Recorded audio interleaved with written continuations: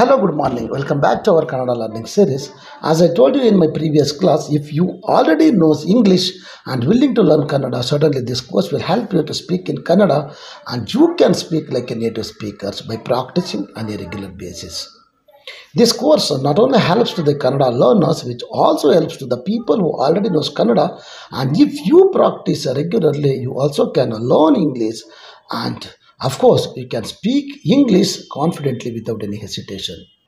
ನಮಸ್ಕಾರ ಶುಭೋದಯ ನಮ್ಮ ಕನ್ನಡ ಕಲಿಕೆ ಸರಣಿಗೆ ಸುಸ್ವಾಗತ. ನನ್ನ ಹಿಂದಿನ ತರಗತಿಯಲ್ಲಿ ನಾನು ಹೇಳಿದಂತೆ ನೀವು ಈಗಾಗಲೇ ಇಂಗ್ಲಿಷ್ ತಿಳಿದಿದ್ದರೆ ಮತ್ತು ಕನ್ನಡವನ್ನು ತಿಳಿದುಕೊಳ್ಬೇಕು ಅಂತ ಬಯಸಿದರೆ ಖಂಡಿತವಾಗಿ ಈ ಕೋರ್ಸ್ ನಿಮಗೆ ಕನ್ನಡದಲ್ಲಿ ಮಾತನಾಡಲು ಸಹಾಯ ಮಾಡುತ್ತೆ ಮತ್ತು ನೀವು ಪ್ರತಿದಿನ ಅಭ್ಯಾಸ ಮಾಡುವ ಮೂಲಕ ಸ್ಥಳೀಯ ಭಾಷಿಕರಂತೆ ಮಾತನಾಡಬಹುದು.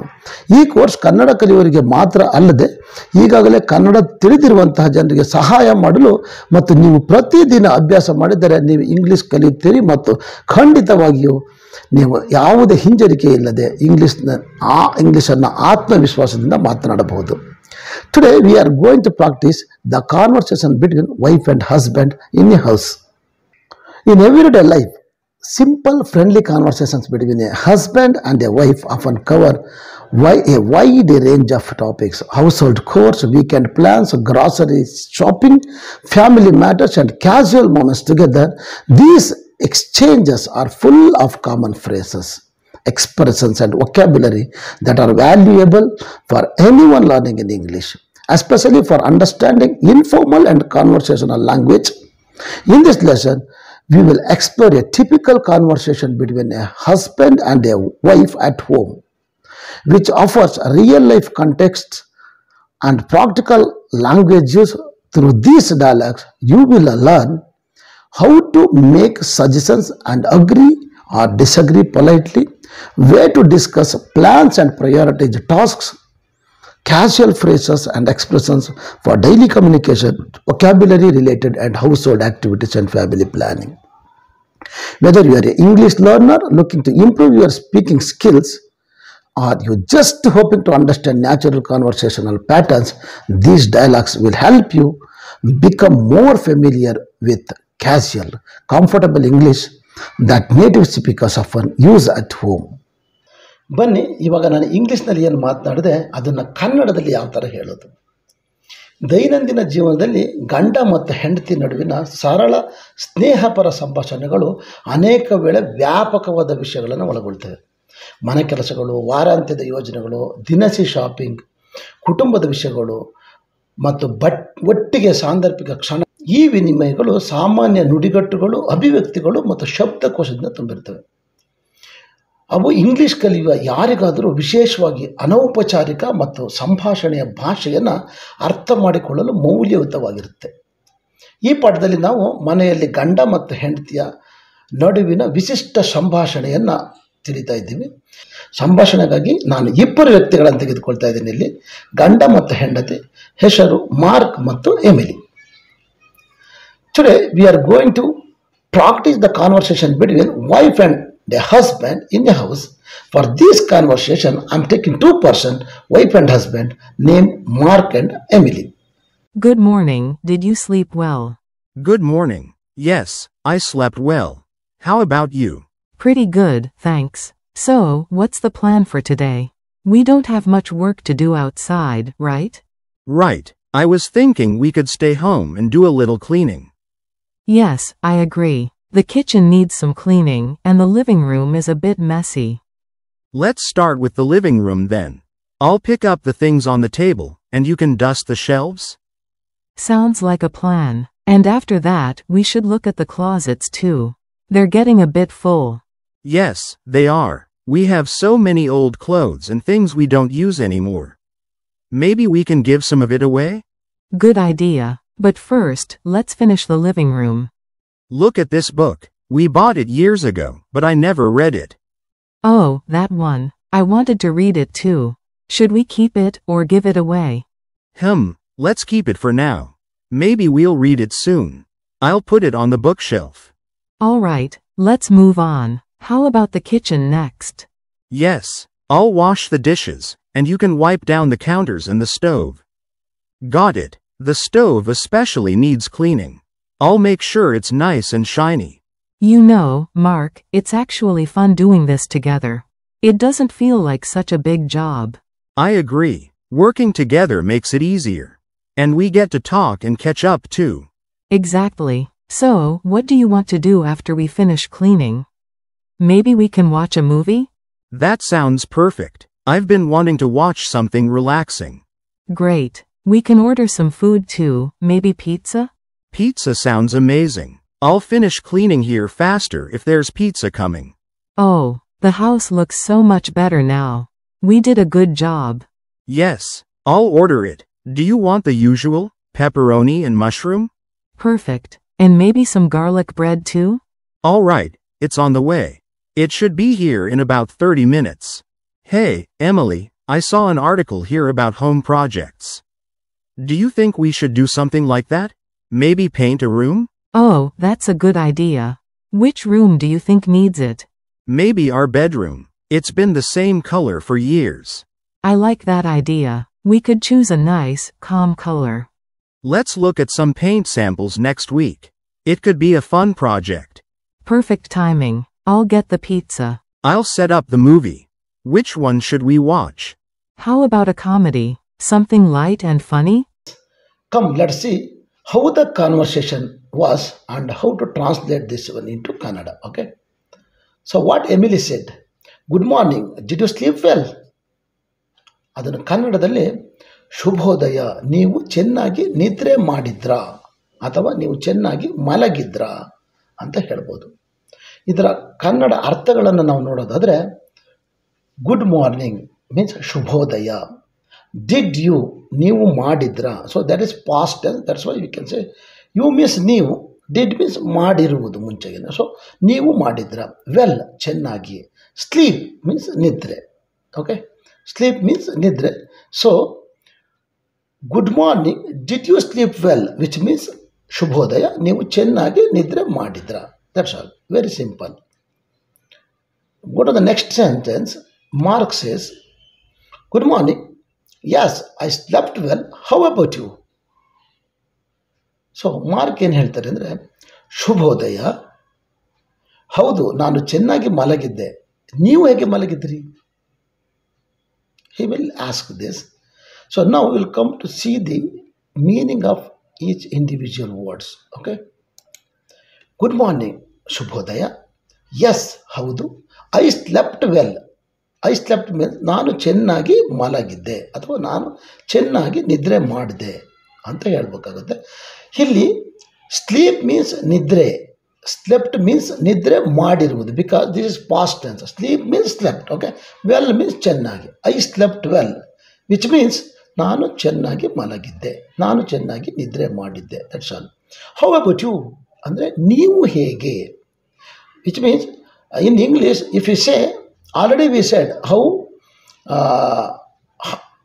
I slept well ಅಂದರೆ ನಾನು ಚೆನ್ನಾಗಿ ಮಲಗಿದ್ದೆ, ನೀವು ಚೆನ್ನಾಗಿ ಮಲಗಿದ್ದೀರಾ ಅಂತ ಕೇಳಬಹುದು. ಹೌ ಅಬೌಟ್ ಯು, ಜಸ್ಟ್ ನೀವು ಹೇಗೆ, ವಿಚ್ ಮೀನ್ಸ್ ನೀವು ಹೇಗೆ ಮಲಗಿದ್ದೀರಿ ಅಂತ ಅರ್ಥ ಆಗುತ್ತೆ. ಓಕೆ, ಹೌ ಅಬೌಟ್ ಯು, ನೀವು ಹೇಗೆ, ನಿಮ್ಮ ಬಗ್ಗೆ ಹೇಗೆ.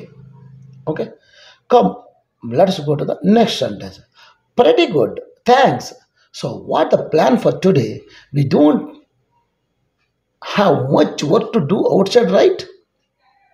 So what Emily is asking, I'll just translate into Kannada. ತುಂಬ ಒಳ್ಳೆಯದು, ಧನ್ಯವಾದಗಳು. ಹಾಗಾದರೆ ಇಂದಿನ ಯೋಜನೆ ಏನು? ನಾವು ಹೊರಗೆ ಮಾಡಲು ಹೆಚ್ಚು ಕೆಲಸ ಇಲ್ಲ ಅಲ್ವೇ? Okay, so this is the now we can translate like this. Come, let us see the meaning of the words. Pretty good means ತುಂಬ ಒಳ್ಳೆಯದು. Pretty good means ತುಂಬ ಒಳ್ಳೆಯದು. ಥ್ಯಾಂಕ್ಸ್, ಧನ್ಯವಾದಗಳು. ಸೊ ಹಾಗಾದರೆ ವಾಟ್ಸ್ ಅಂದರೆ ಏನು. Okay, the plan today which means ಇಂದಿನ ಯೋಜನೆ. ವಿ ಮೀನ್ಸ್ ನಾವು. ಡೋಂಟ್ ಹ್ಯಾವ್ ಮೀನ್ಸ್ ಇಲ್ಲ. ಮಚ್ ವರ್ಕ್ ಹೆಚ್ಚು ಕೆಲಸ. ಟು ಡೂ ಮಾಡಲು. ಔಟ್ಸೈಡ್ ಹೊರಗೆ. ರೈಟ್ ಮೀನ್ಸ್ ಸರಿ. ಸೊ ನಾವು will see how many words are there in this sentence. Kannada words ತುಂಬ ಒಳ್ಳೆಯದು, ಧನ್ಯವಾದಗಳು, ಹಾಗಾದರೆ, ಏನು ಇಂದಿನ ಯೋಜನೆ ನಾವು ಇಲ್ಲ ಹೆಚ್ಚು ಕೆಲಸ ಮಾಡಲು ಹೊರಗೆ ಸರಿ. So these are all the words available. So by using all these words, we have to form a sentence. How to form a sentence? Okay. As I said in my previous class, in Kannada, we cannot directly write as it is the sentence like in English. Okay. So this word formation, when we are doing the word formation, that words will change front and forth, which means maybe some words may come early, means before, and some words may come after. Okay. So but when we are making the sentence, then we have to take care, and we have to form a sentence in such a way that it should give the proper meaning. Okay. So how to form a sentence by using these words? Come, let us see now.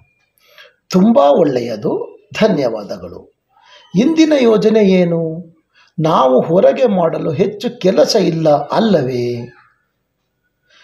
Okay, pretty good, thanks. So what is the plan for today? We don't have much work to do outside, right? So we have to say like this.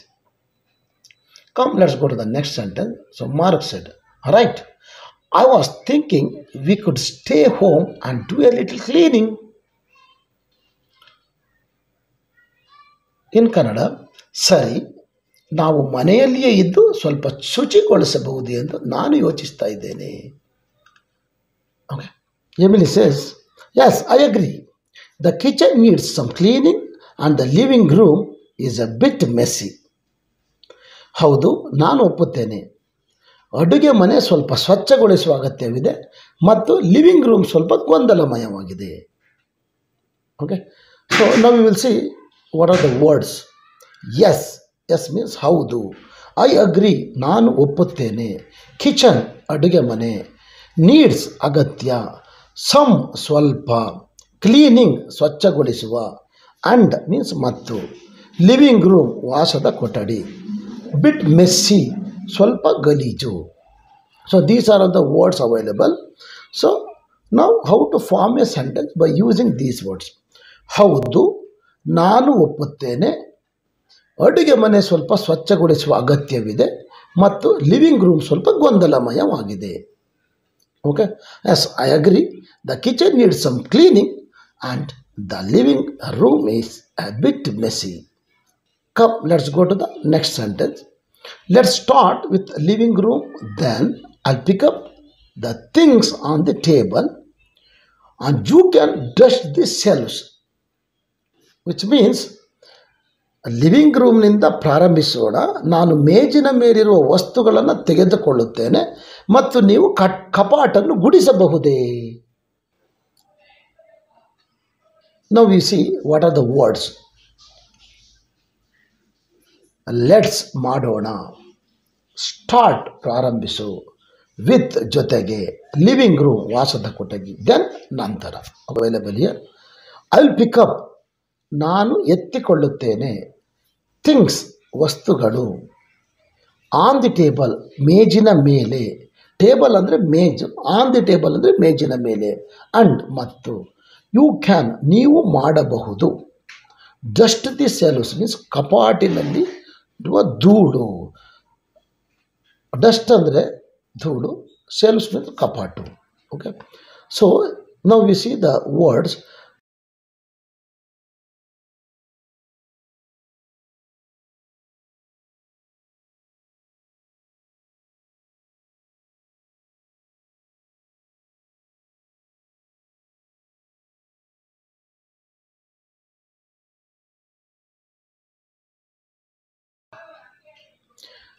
Living ರೂಮ್ನಿಂದ ಪ್ರಾರಂಭಿಸೋಣ. Living room ಅಂದರೆ ವಾಸದ ಕೊಠಡಿ. Okay. ವಾಸದ ಕೊಠಡಿಯಿಂದ ಪ್ರಾರಂಭಿಸೋಣ. ನಾನು ಮೇಜಿನ ಮೇಲಿರುವ ವಸ್ತುಗಳನ್ನು ತೆಗೆದುಕೊಳ್ಳುತ್ತೇನೆ ಮತ್ತು ನೀವು ಕಪಾಟುಗಳನ್ನು ಗುಡಿಸಬಹುದೇ? Okay. Come, let's go the next sentence. Emily says, sounds like a plan. And after that, we should look at the closets too. They are getting a bit full. Which means how to say in Kannada, ಯೋಜನೆಯಂತೆ ಕಾಣಿಸ್ತಿದೆ ಮತ್ತು ಅಂದರೆ plan ಥರ ಕಾಣಿಸ್ತಾ ಇದೆ ಇದು. ಮತ್ತು ಅದರ ನಂತರ ನಾವು ಬೀರುಗಳನ್ನು ಸಹ ನೋಡಬೇಕು, ಅವು ಸ್ವಲ್ಪ ಮಟ್ಟಿಗೆ ತುಂಬುತ್ತಿವೆ. Okay, come will see the words sounds like a plan means ಯೋಜನೆಯಂತೆ ಧ್ವನಿಸ್ತಾ ಇದೆ. ಆ್ಯಂಡ್ ಆಫ್ಟರ್ ದ್ಯಾಟ್ ಮತ್ತು ಅದರ ನಂತರ ವಿ ಶುಡ್ ಲುಕ್ ಆ್ಯಟ್ ನಾವು ನೋಡಬೇಕು, ಕ್ಲೋಸೆಟ್ಸ್ ಟು ಅಂದರೆ ಕಪಾಟುಗಳನ್ನು ಕೂಡ, ದೇ ಆರ್ ಅವುಗಳು, getting bit full which means ಸ್ವಲ್ಪ ತುಂಬ್ತಾ ಇವೆ. So the words available here ಯೋಜನೆಯಂತೆ ಧ್ವನಿಸುತ್ತದೆ ಮತ್ತು ಅದರ ನಂತರ ನಾವು ನೋಡಬೇಕು, ಕಪಾಟುಗಳು ಕೂಡ ಅವುಗಳು ಸ್ವಲ್ಪ ತುಂಬುತ್ತಿವೆ. By using these words we have to form a sentence. How to do the sentence? ಯೋಜನೆಯಂತೆ ಕಾಣಿಸ್ತಾ ಇದೆ ಮತ್ತು ಅದರ ನಂತರ ನಾವು ಬೀರುಗಳನ್ನು ಸಹ ನೋಡಬೇಕು, ಅವು ಸ್ವಲ್ಪ ಮಟ್ಟಿಗೆ ತುಂಬುತ್ತಾ ಇವೆ. So we have to say like this. Mark says, yes, they are. We have so many old clothes and things we don't use anymore. Maybe we can give some of it away. How to say in Kannada? ಹೌದು, ನಮ್ಮಲ್ಲಿ ಹಲವು ಹಳೆ ಬಟ್ಟೆಗಳಿವೆ ಮತ್ತು ನಾವು ಇನ್ನು ಮುಂದೆ ಬಳಸದ ವಸ್ತುಗಳಿವೆ, ಬಹುಶಃ ನಾವು ಅದರಲ್ಲಿ ಸ್ವಲ್ಪವನ್ನು ಕೊಡಬಹುದೇ. Okay, so will see the words yes they are means ಹೌದು ಅವು. We have so many old clothes means ನಮ್ಮಲ್ಲಿ ತುಂಬ ಹಳೆಯ ಬಟ್ಟೆಗಳಿವೆ. ಸೋ ಮೆನಿ ಮೀನ್ಸ್ ತುಂಬ, ಓಲ್ಡ್ ಕ್ಲಾತ್ ಮೀನ್ಸ್ ಹಳೆಯ ಬಟ್ಟೆಗಳು, ಓಲ್ಡ್ ಮೀನ್ಸ್ ಹಳೆಯ, ಕ್ಲಾತ್ ಮೀನ್ಸ್ ಬಟ್ಟೆಗಳು. ಓಕೆ, ನಮ್ಮಲ್ಲಿ ತುಂಬ ಹಳೆಯ ಬಟ್ಟೆಗಳಿವೆ. ಆ್ಯಂಡ್ ಮೀನ್ಸ್ ಮತ್ತು, ಥಿಂಗ್ಸ್ ವಿಷಯಗಳನ್ನು, we don't use any more ನಾವು ಇನ್ನು ಮುಂದೆ ಬಳಸುವುದಿಲ್ಲ. ವಿ ಮೀನ್ಸ್ ನಾವು, ಡೋಂಟ್ ಯೂಸ್ ಬಳಸುವುದಿಲ್ಲ, ಉಪಯೋಗಿಸುವುದಿಲ್ಲ. ಎನಿ ಮೋರ್ ಇನ್ನು ಮುಂದೆ. Okay, so we don't use any more means ನಾವು ಇನ್ನು ಮುಂದೆ ಬಳಸುವುದಿಲ್ಲ. Maybe we can give some of its away. Maybe means ಬಹುಶಃ, ವಿ ಮೀನ್ಸ್ ನಾವು, ಸಮ್ ಮೀನ್ಸ್ ಕೆಲವನ್ನು, ಇಟ್ ಅವೇ ಮೀನ್ಸ್ ಕೊಡುವುದು ಅಂತ ಹೇಳ್ಬೋದು ನಾವು. ಅವೇ ಮೀನ್ಸ್ ಕೊಡುವುದು, ಬಿಡುವುದು. So like this. So maybe we can give some of its away means ಬಹುಶಃ ನಾವು ಅದರಲ್ಲಿ ಕೆಲವನ್ನು ನೀಡಬಹುದೇ. Okay, this is the Kannada meaning. So ನಾವು ಸಿ ದ ವರ್ಡ್ಸ್. ಹೌದು ಅವು, ನಮ್ಮಲ್ಲಿ ತುಂಬ ಹಳೆಯ ಬಟ್ಟೆಗಳಿವೆ ಮತ್ತು ನಾವು ಇನ್ನು ಮುಂದೆ ಬಳಸುವುದಿಲ್ಲ, ಬಹುಶಃ ನಾವು ಅದರಲ್ಲಿ ಕೆಲವನ್ನು ನೀಡಬಹುದು. So we have to form a sentence ನಾವು. ಹೌದು, ನಮ್ಮಲ್ಲಿ ಹಲವು ಹಳೆಯ ಬಟ್ಟೆಗಳಿವೆ ಮತ್ತು ನಾವು ಇನ್ನು ಮುಂದೆ ಬಳಸದ ವಸ್ತುಗಳಿವೆ, ಬಹುಶಃ ನಾವು ಅದರಲ್ಲಿ ಸ್ವಲ್ಪವನ್ನು ಕೊಡಬಹುದೇ. So this is the Kannada meaning. Okay, yes they are. We have so many old clothes and things we don't use anymore. Maybe we can give some of it away. Okay, please come to the next sentence. Good idea, but first let's finish the living room. Emily says, ಒಳ್ಳೆಯ ಉಪಾಯ, ಆದರೆ ಮೊದಲು ನಾವು ವಾಸದ ಕೊಠಡಿ ಮುಗಿಸೋಣ. Okay, so good idea means ಒಳ್ಳೆಯ ಉಪಾಯ, ಬಟ್ ಫಸ್ಟ್ ಆದರೆ ಮೊದಲು, ಲೆಟ್ಸ್ ಫಿನಿಶ್ ನಾವು ಮುಗಿಸೋಣ, ದಿ ಲಿವಿಂಗ್ ರೂಮ್ ಮೀನ್ಸ್ ವಾಸದ ಕೊಠಡಿ. ಓಕೆ, ನಾವು will see what are the words available. ಒಳ್ಳೆಯ ಉಪಾಯ, ಆದರೆ ಮೊದಲು ನಾವು ಮುಗಿಸೋಣ ವಾಸದ ಕೊಠಡಿ. How to form a sentence. ಒಳ್ಳೆಯ ಉಪಾಯ, ಆದರೆ ಮೊದಲು ನಾವು ವಾಸದ ಕೊಠಡಿಯನ್ನು ಮುಗಿಸೋಣ. Okay, I hope you all understood what we are just discussed. I am going to stop it for today. I'll come back with the next lesson in my next episode. Please practice and see you all in my next class. Still, if you are not subscribed to this channel, please subscribe and get the instant notification. Thank you all. Thank you for watching. We'll see you in the next class. Till then, bye.